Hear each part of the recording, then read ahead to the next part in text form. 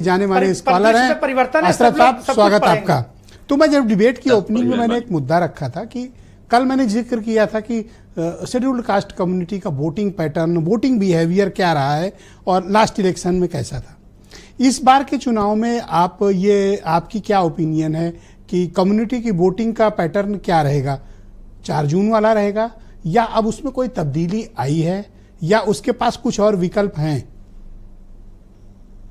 नहीं, कम्युनिटी से मुराद मुझसे जो सवाल पूछ रहे हैं, कोई स्पेशली आप माइनॉरिटी कम्युनिटी की बात कर रहे हैं? मैं मुसलमानों के बारे में पूछ रहा हूं। अब आपसे सही बता देता हूं।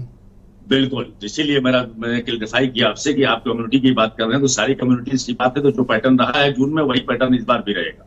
मुसलमानों की जहां तक आप बात करते हैं तो मुसलमानों की मुझे हैरत होती है कि जब आप 80-20 और 85-15 की बात करते हैं तो ये वोट इतना ज्यादा चुनाव के टाइम पे आपके लिए क्यों बड़ा महत्व रखने लगता है, जबकि इस वोट से ना सरकार बनती, ना बिगड़ती, ना कोई जीतता है, ना कोई हारता है। लेकिन एक अजब सा माहौल पैदा कर दिया है जिससे लगता है कि मुसलमानी जो वोट है वो जब जिसको चाहेगा गिरा देगा, जब जिसको चाहेगा बना देगा। अरे हम वोट देते हैं, आपकी आइडियोलॉजी जो है मेल नहीं खाती, आप हमारे बारे में बात नहीं करते, आपको हमारा वोट नहीं चाहिए, इसलिए हमको जहां समझ में आता है वहां वोट देते हैं। फिर ये पूछना कि पैटर्न क्या रहेगा, पैटर्न वही पुराना रहेगा। महंगाई है, बेरोजगारी है, मुद्दे हैं और आपका सुरक्षा है। अभी हमें अपनी चिंता थोड़ी है, हमारा हिंदू भाई महफूज है, वो खुश हो जाएगा तो हम भी कहेंगे सब लोग बीजेपी को वोट दो। लेकिन सवाल अभी इस बात का है कि अभी आप सबसे ज्यादा मुखालिफ हो गए, आपके तमाम मुद्दे यहाँ चले हुए, बांटने काटने की आप बात कर रहे हैं, पहले से आपने बांट रखा है, आप जोड़ने की क्यों नहीं बात कर रहे? अच्छा, एक बात आपने स्टार्टिंग में बड़ी इंटरेस्टिंग बात कही।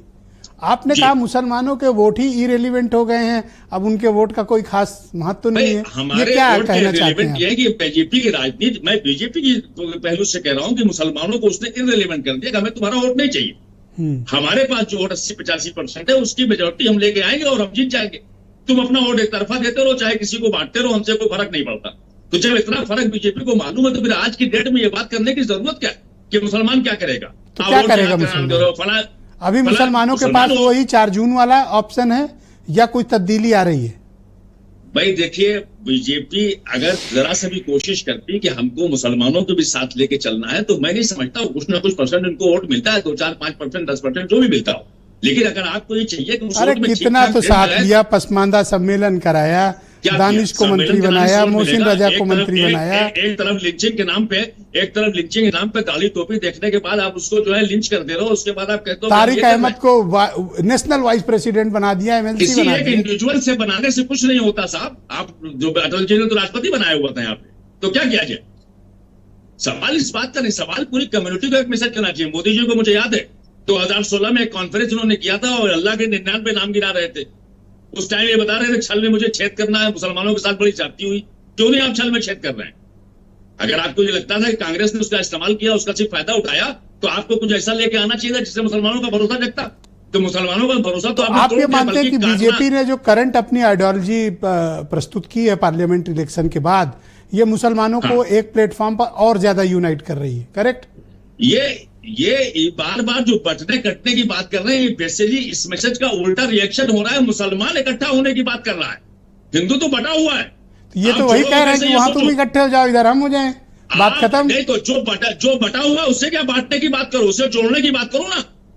कैसे जोड़ोगे आप?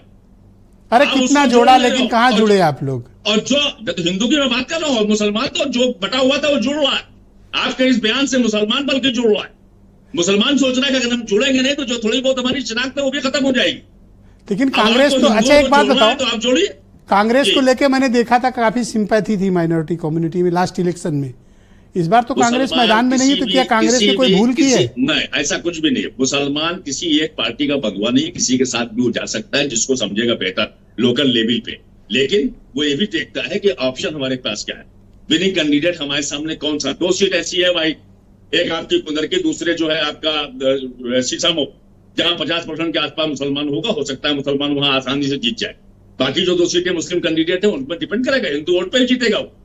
ये चुनाव बहुत कुछ तय करेगा। आप ये मानोगे कि मुस्लिम जो वोट हैं वो एंटी बीजेपी ही जाएंगे इस बार भी? मैं आपसे ये अर्ज कर रहा हूँ, ये 2 सीट पे मुझे ये देखना है, मीरापुर जो है फूलपुर के अंदर, कि क्या हिंदू वोट मुसलमान कैंडिडेट होने के बाद जाता है? जो बहुत दिन से एक मिथक हो गया था, जो ये पार्टियां डरना शुरू हो गई थी कि भैया मुसलमान जहां 30-35% है वहां टिकट। ये आपने एक बड़ी इंटरेस्टिंग बात कही, मीरापुर और फूलपुर मिलेगा, हिंदू नहीं मिलेगा। यहाँ अपोजिशन को हिंदू वोट करेगा कि नहीं करेगा? मुझे ये देखना है क्या मुसलमान कैंडिडेट को हिंदू वोट मिलता है कि नहीं, और अगर ये मिलता है इसका मतलब टूट चुकी सारी चीजें। बहुत इंपॉर्टेंट पॉइंट आपने उठाया, जी, इसको हम आगे भी बढ़ाएंगे और मैं हेमंत तिवारी जी को इन्वाइट करता